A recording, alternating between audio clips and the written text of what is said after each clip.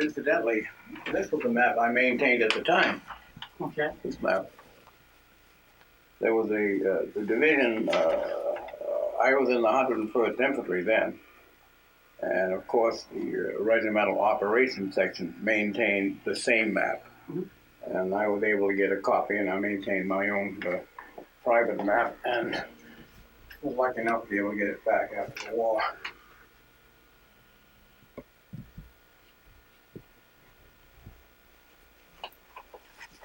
Hold on for a second. Don't keep walking in front of him because he's going to be. That's all right, because I'm just. Lining it up. Well, yeah, we don't want to make it too easy for him, do we? Well, no, but we don't want to make it too cluttered for the guy who has to edit it either. I don't want to kid you, Kelly.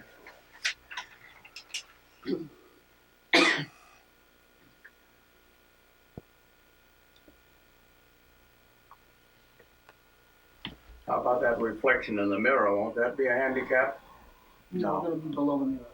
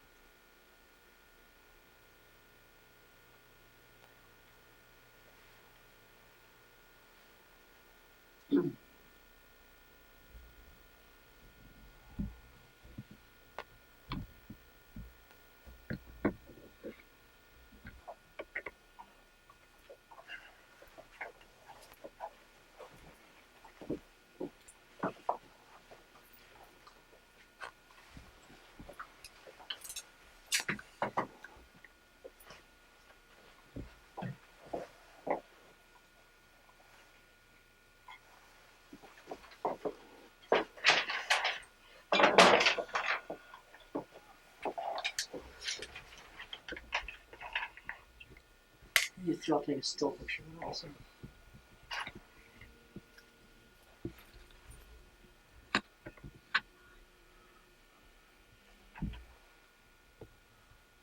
I don't want to sound patronizing, but isn't it better to take it at a slight angle? Not really. Avoid the glare, frontal glare. Well, hopefully the lights I've got them to the side should wash out. It'll only be they'll only probably use like one. You know your business 5 second better than I do.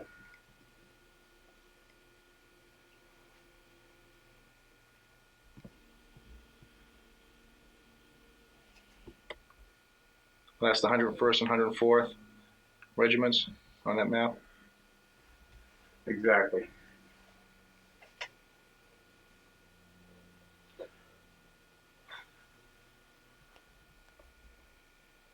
The 26th Infantry Division, not to be confused with the 101st Airborne Division. Yeah, those 3 lines, of course, are the regimental symbol of boundaries. If it were a division boundary, it would be 2 X's. Brigade boundary would be 1 X.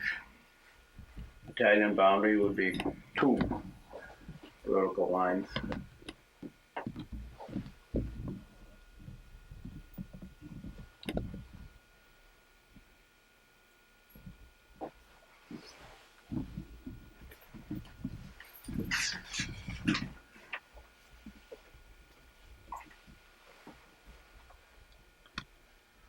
This Hill 490, we took 3 times and got kicked off of it 3 times by the Germans.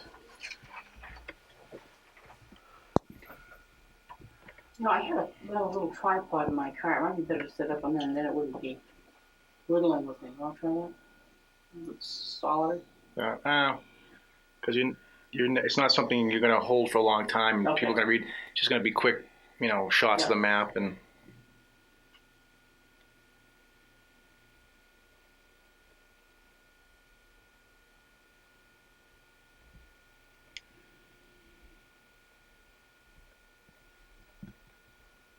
I just want to, you can use that 101st and 104th Regiment.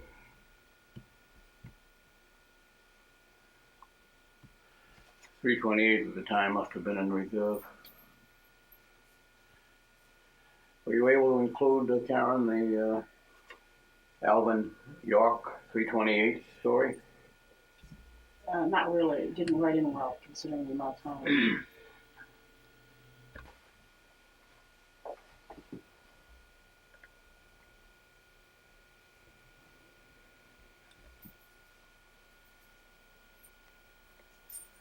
When we finally took Wilkes, the natives there thought we were the 101st Airborne Division rather than the 101st Infantry.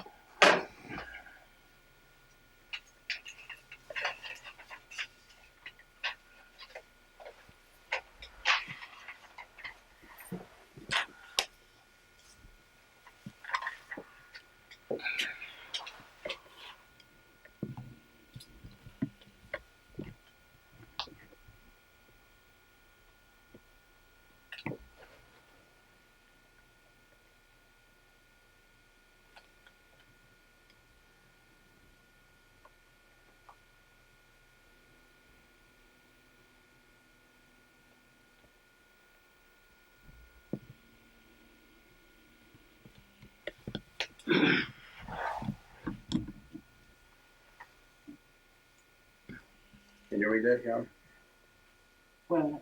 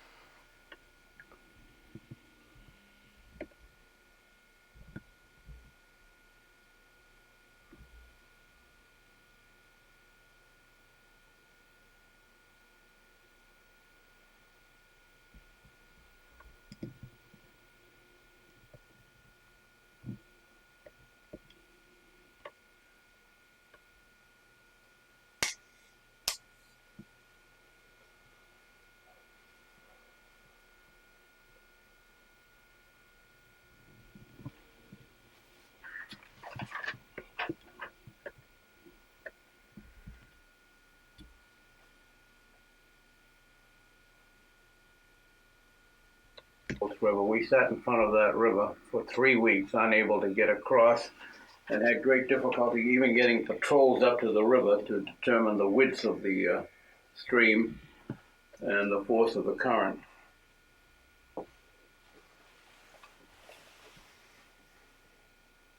I don't think you're gonna be able to catch her the little one. It's awfully. Yeah, I'm trying to get anything that has like the 26th Division, the Here's your division one Yeah. here on this one. The 90th Division on the left, and 26th on the right there. The 90th Division attacked in a column of regiments, Captain Major. Did you ever hear of it? A column of regiments, one behind the other. Mm-hmm. When the first one slowed down, the second one passed through. Very, very rarely done. That's the way the Russians operate. Hmm? That's the way the Russians operate. No doubt. That was the Soviet Union. Russians had the same system. The Russians had inexhaustible manpower.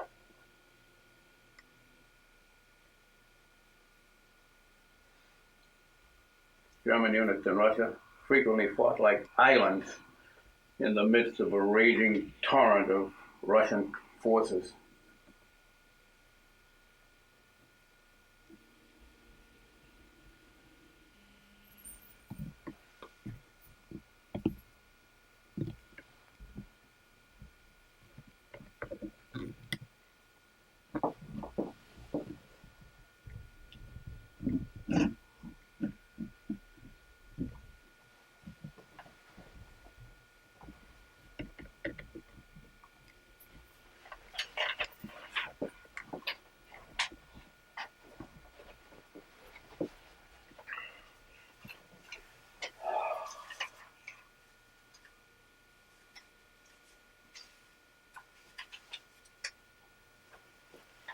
Anything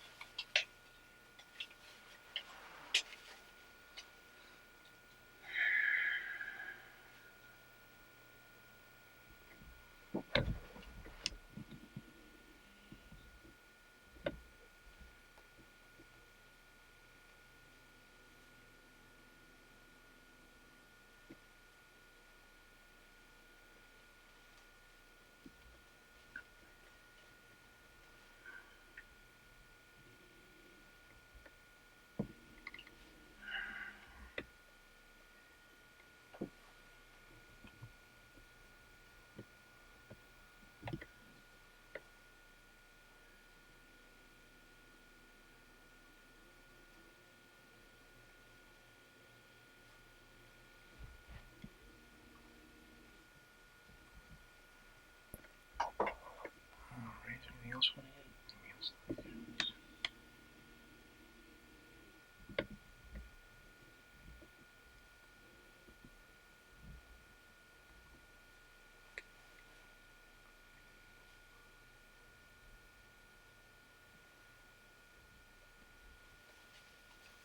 Get the classification.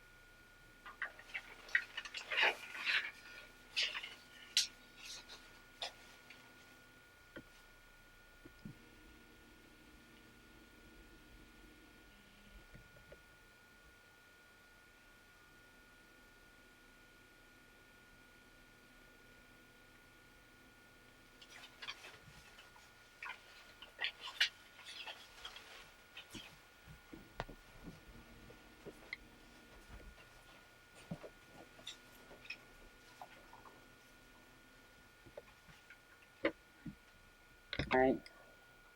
Talk to me about something so he can see what you look like as you get animated. I was one of 8 children. You were. You know that story? No. Yeah, very boring. You have a nice smile. Don't be afraid to episode. smile. All right. I'll ask you what you were doing when the Ardennes campaign began. And you can talk about that. And I'll ask you about how you first heard about the German offensive. Oh, you want to ask these questions? No, I'm not. I'm not. If you don't cover it, I'm going to come back and ask the questions. Fine. All right? Fine. You have a checklist? I you kind of like check a everything checklist, off? yeah. Okay, fine. But this is the type of thing I want you to talk about, okay? Fine. All right. How you first heard about the German offensive, and what were people thinking about at the time when they heard about it? You know, what was going on in the headquarters when people heard about it? What did people start to do? And what was the division's task and the 101st tasks, if you know about it? And why was that of strategic importance? And what difficulties, the division and in particular the 101st No had? question if occasionally I look at this outline. I'd rather you not, okay? You know it well enough you don't have to. Be somewhere I can see it then. I can peek down at it. Okay. Okay. Get another little chair.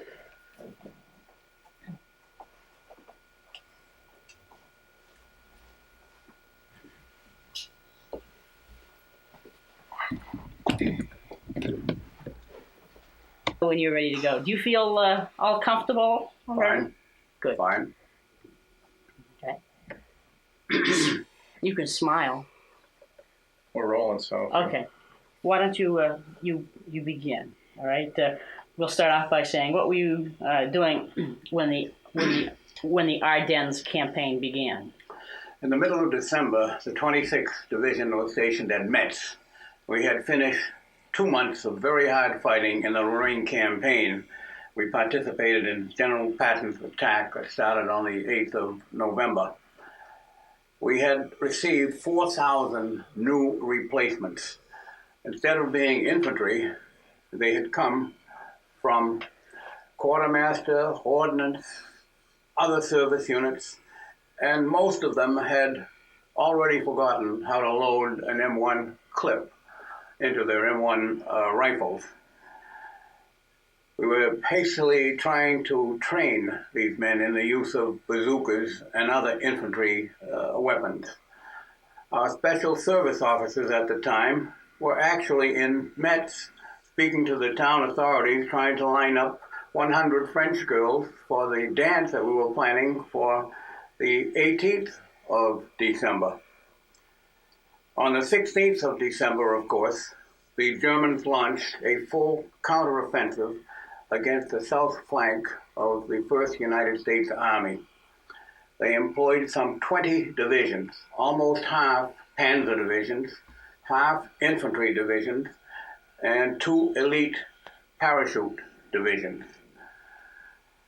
The German plan obviously was to, as was quickly realized, to break through the American lines, reach and cross the Meuse River, and take and hold Antwerp, which would effectively cut Eisenhower's armies in half and risk the destruction of 20 American, Canadian, and British divisions. Almost immediately, General Patton spoke to General Bradley, and the initial decision was made for the Third Army to cease its attacks to the east, turn north, and attack the southern flank of the German penetration. 3 divisions were to take place in this attack. Although on the 19th, at the famous meeting at Verdun, where the plan was formally laid out for the first time, General Patton stated that he could attack in 3 days with 3 divisions, a statement that was received with substantial skepticism. It was not generally known by the people in attendance then, except for Eisenhower and Bradley, that the 3 units were already on the move, having been alerted on the 18th and sent on their way late on the 18th or early in the 19th.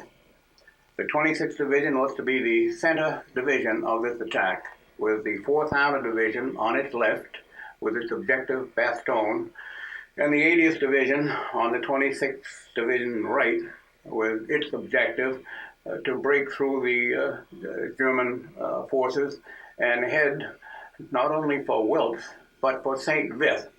Characteristically, General Patton always wanted to assign very distant objectives to his troops.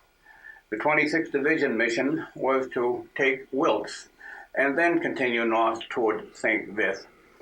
General Patton could not possibly have known it at the time, but Wiltz was not only the headquarters of the German 7th Army, which would fight fiercely to prevent its headquarters from being taken, but it also was controlling the route from Bastogne to Wiltz, a route initially used by the Germans to supply the units trying to take Bastogne, and then later used by the Germans as their escape route out of the Bulge area back into Germany. The American attack was launched, as I mentioned, on the 22nd. It was tough going. The German 5th Parachute Division had succeeded in getting between the 4th Armored Division and Bastogne, and they fought hard.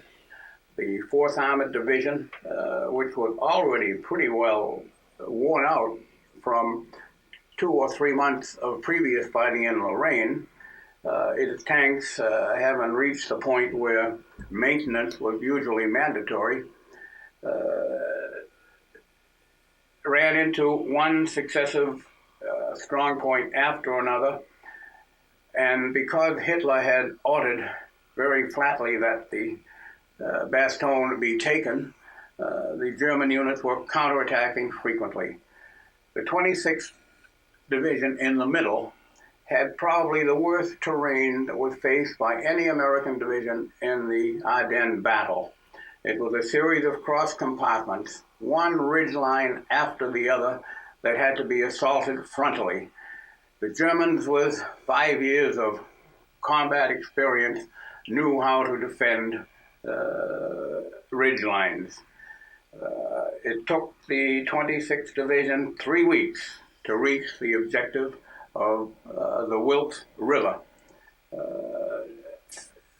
The weather, of course, was atrocious.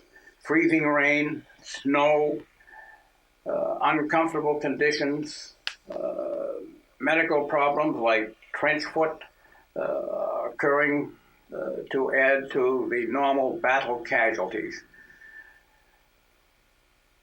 Hard fighting took place in the area of the center of the 3-division attack, in the area of 2 small places which are meaningful only to veterans of the 26th Division who fought in that area. Hill 490 that we took 3 times and lost to heavy German counterattacks, and the town or the village of Notham that we took 2 or 3 times and were forced to relinquish under heavy German counterattacks. Hill 490 in particular overlooked that essential and vital Bastogne to Wilkes route that the Germans could not afford to give up. I gotta look at this for a minute. Sir, when you speak, could you look, just keep more on her than, because you're facing this way, but you're looking this way. That'll do it.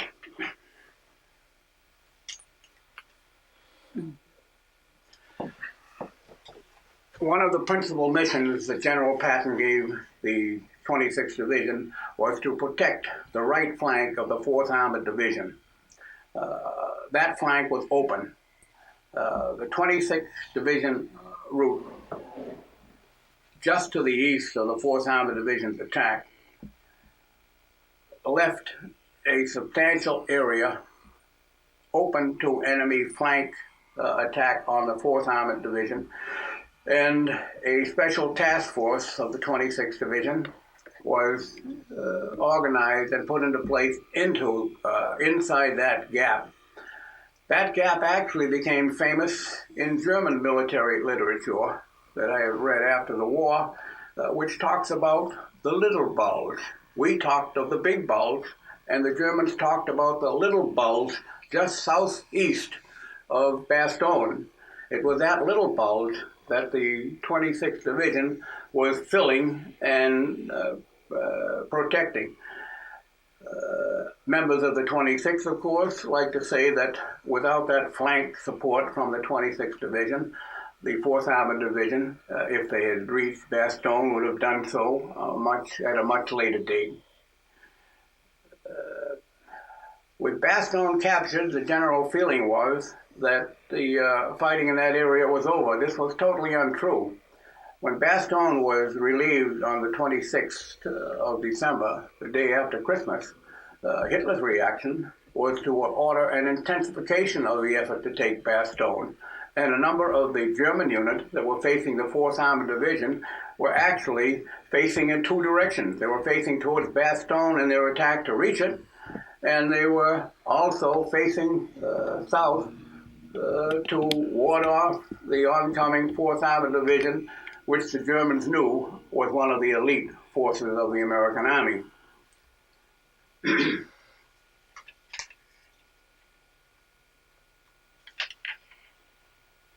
big barrier in the area to the 26th Division was the Surrey River. It was also in front of the 4th Armored Division and was also in front of the 80th Division. We reached the Surrey and crossed it and established bridgeheads on the north side. The 4th Armored finally crossed the Surrey River on the Arlon-Bastogne Highway. The 80th Division closed on the Surrey, was not able to cross. The battle there lasted 3, 4, and 5 weeks. Finally, we took Wilkes on the 21st of January, 1 month after the initial attack had been launched. By this time, even General Patton was aware of the difficult terrain over which the 26th Division had to fight. He is reported to have said after the war that Wilkes should have been taken with a flank attack from the east rather than ordering the 26th and the 80th Divisions to attack north to take it from the south. The battle in the Bulge ended for the 26th Division on the 27th of January when we were replaced by the 17th Airborne Division, and then the 26th was transferred to take over the bridgehead over the Saar River, then held by the 95th Infantry Division. A key element of the breakthrough north of the Surrey River was the attack by the 90th Infantry Division, the American 90th Infantry Division, in a column of regiments launched on the 7th of January. This broke through the German defenses and enabled the 26th to draw abreast of Wilkes and the 4th Armored Division to head for Houffalize for the junction with the 1st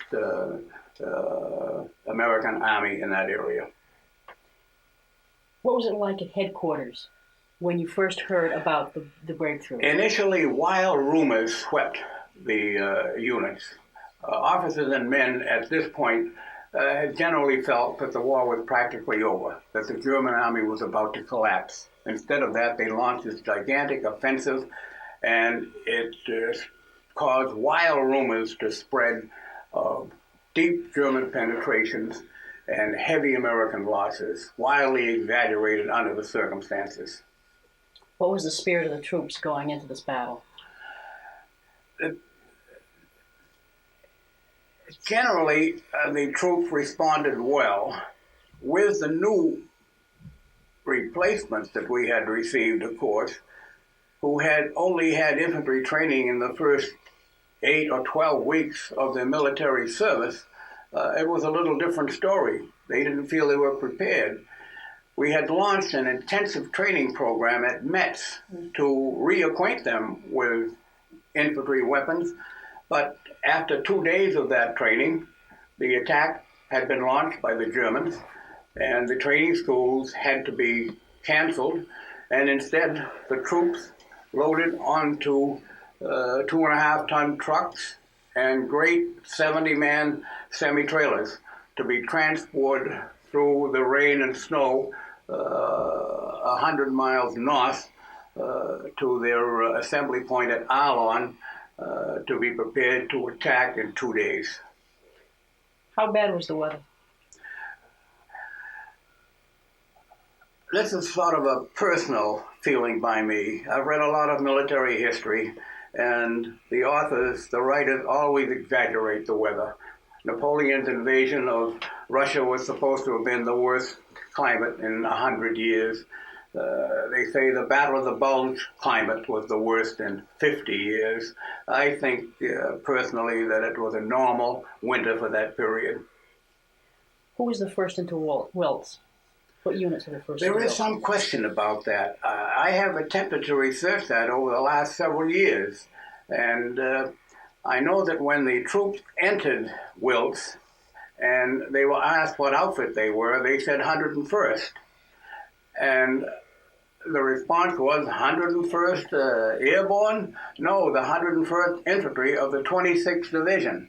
But on the other hand, it may well be that the 90th Division, by its attack, had some of its flank units enter Wilt first, or perhaps they just protected the entry of the 101st Infantry. I personally believe it was the 101st Infantry of the 26th Division that was first into Wilt. I can't be certain. After the Battle of the Bulge, where did the 26th go, and what was its mission, and how did that eventually end up in Czechoslovakia?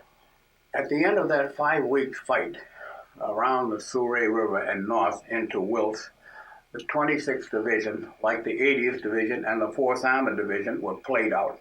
They had suffered heavy casualties. The replacements available were meager at the time, and it was certainly recognized that the 26th needed a period of rest, rehabilitation, and rebuilding. They were relieved on the 27th of January by the 17th Armored Airborne Division in the area of Clairvaux, and then they were immediately sent to replace the 95th Division at the Saar bridgehead, which was at the time a static situation which would permit rebuilding. What's the difference between a replacement and a reinforcement? Would you explain that? It was a morale factor.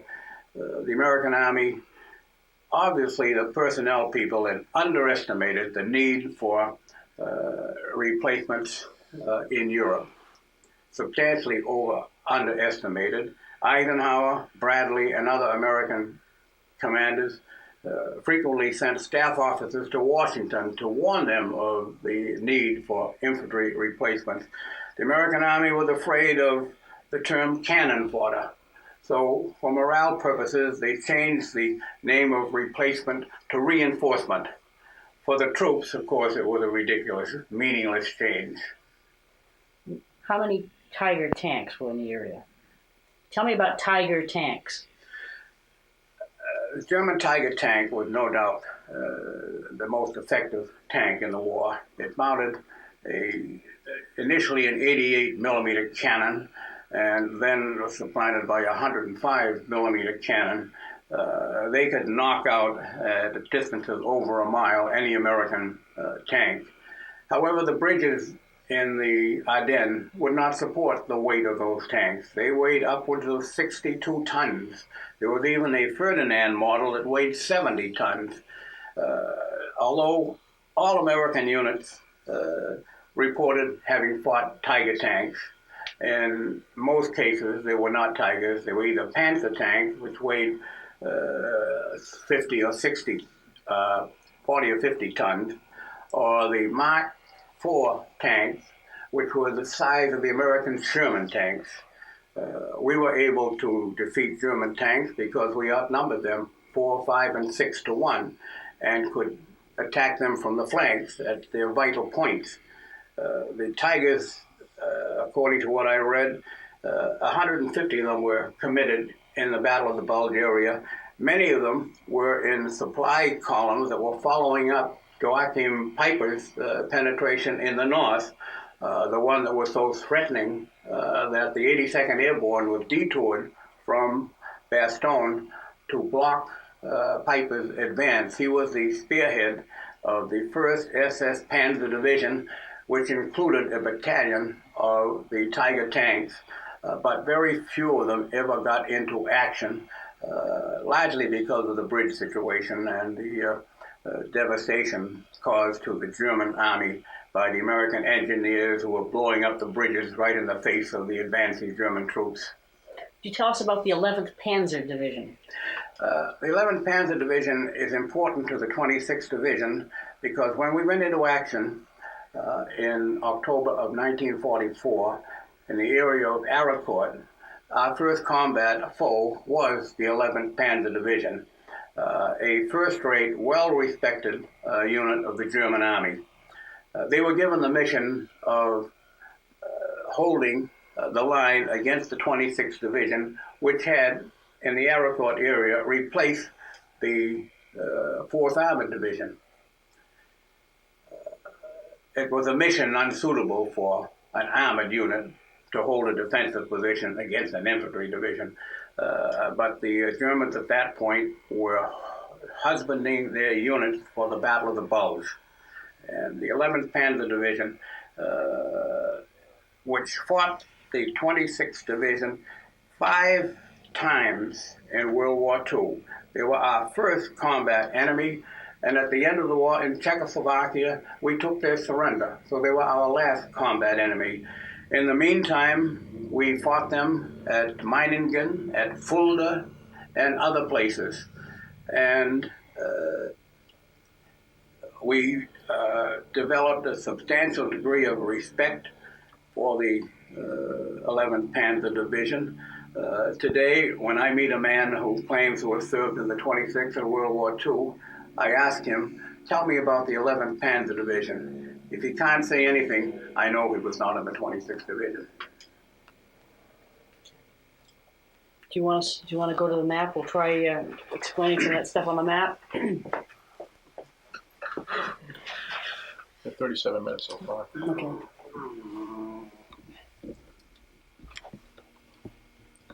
How much more time do we have on the tape? I mentioned earlier that. Pardon me? Hour tape. No. Okay. I mentioned earlier that, in my opinion, it was a flank attack by the 26th Division east of the 4th Armored Division, which contributed greatly to enabling the 4th Armored Division we'll stop to here for a reach second. Bastogne. You're going to don't move the pen around. He can't follow it so quickly. Move the pen slowly, Okay. all right? Because if you wave it around, he can't follow. So just Start again? Start again, yeah. Okay. Hold it. Let him get to, or point where you're going to point first so he can zero in on that spot. Okay. And you're going to tell us why that spot is important when you start off. Because remember, we have no idea what you're talking about. Or where anything is on that map. Pretend that we're kids in the first grade. The initial attack by the 26th Division was launched on the 22nd of December along a line about 5 miles south of the area shown on this map. 3 divisions abreast, the 4th Armored Division, which was closing in, later closed in on Bastogne, the 26th Division in the middle, which had a boundary here, and was coming up this way with 2 or 3 regiments abreast, and the 80th Division over on the right flank. As I mentioned earlier, in my opinion, it was a flank attack by the 26th Division, which contributed substantially to enabling the 4th Armored Division to reach Bastogne. On the 25th, Christmas Day, the 4th Armored launched an attack by 2 of its combat commands to reach Bastogne. On the 26th, they circled their combat command reserve, which consisted of Colonel Abrams, later Chief of Staff for the American Army. He commanded the 37th Tank Battalion of Combat Command Reserve. The only other major unit of that combat command was a battalion of Armored Infantry, the 53rd Armored Infantry Battalion. The 26th Division not only protected the right flank, but also organized a Task Force Dunham, that filled in the area between the 4th Armored Division and the 26th Division to prevent German units from coming in and attacking the 4th Armored on the flank while it was attempting to penetrate to Bastogne. On the morning of the 26th of December, the day after Christmas, and General Patton, in one of his rasher moments, had practically guaranteed to General McAuliffe, famous for his nuts reply, that the 26th would give them the that the 4th Armored, or the 3rd Army, would give the Bastogne defenders the gift of a Christmas present of arrival to relieve them. On the 26th, however, the combat command here, Combat Command A, was blocked by this 5th Parachute Division of the German Army, and Combat Command B ran into trouble in this area here. Combat Command Reserve about 4 o'clock in the afternoon, reached a point 6 miles from Bastogne. In between was the heavily protected village of Assenois. Here there was a battalion of German troops. General Abrams, together with the commander of the Armored Infantry Battalion, Colonel Jakes, said, "Why don't we launch through to Bastogne?" Now, there are several versions of whether or not they contacted the commander of the Combat Command Reserve, a Colonel Blanchard. There's a story that General Patton was notified that they had in mind dashing through to Bastogne, and that the question was put up to General Patton that would he be willing to risk a drive into Bastogne by a small force. And General Patton's reply was supposed to have been, "Why, of course I will." So anyway, whether Abrams acted on his own or whether he did have some official authority from higher headquarters, I can't determine from what I've read about it, and I've read a number of the sources. In any event, about 4:20, Combat Command Reserve sent one platoon of tanks and a company of armored infantry into the town of Assenois in the face of a 7-battalion artillery attack on Assenois, which of course sent all the German defenders into the cellars. The platoon of 6 tanks roared through Assenois amidst the exploding artillery shells, because they were buttoned up and could take the artillery fire. It would take a direct hit on a tank to knock it out. The armored infantry, of course, had to stop. And when the tanks broke through the town of Assenois, the village of Assenois, they had 3 miles more to go to Bastogne and reach the outermost perimeter defenses about 5 o'clock. It only took a half an hour for that mission. Back in Assenois, the Germans came out of the cellar and a pitched battle developed between the armored infantry and the German troops there that finally ended with the armored infantry taking over the village. And we're just in the 26th Division now. Point the pointer at Bastogne. Point the pen at Bastogne. Okay. Now follow the road from Bastogne to Wiltz. Okay. The German main supply, one of the German main supply routes for the troops trying to take Bastogne was this highway from Bastogne down to Wiltz. It was vital for the Germans to supply the units in Bastogne, around Bastogne, trying to take the town, and it was vital later on for the German unit trying to withdraw back to Wiltz and then back into Germany. That Hill 490, located here, controlled the road. From the top of the hill, you could see almost every mile of that Bastogne-Wiltz road, and the Germans kept throwing in additional units after additional units in order to hold that road. When we were attacking at the time, and were hit with all those counterattacks that were so effective against us and inflicted so many casualties, we never realized why they were fighting so hard for it. We didn't know it was the headquarters for the German 7th Army, and we didn't know that Hitler, even after Bastogne had been relieved, was still ordering that Bastogne be taken. So that road continued to be vital. How long was the road between Bastogne and Wiltz? About 12 miles, maybe 15. In 1962, with my wife and 2 children, I went over the area of the battle in this area here, and I visited these little towns. At Wiltz, there is on display one of General Patton's tanks that was in action at the time, and the Surrey River, which when we were there fighting was 15 feet across, was now dammed and was a lake 200 yards across. New bridges had been put in, new roads had been put in, and the whole area completely transformed from what it had been in 1944, 1945. Okay. The Luxembourg people have a very deep affection for the 26th Infantry Division. They have organized museums at Diekirch, and about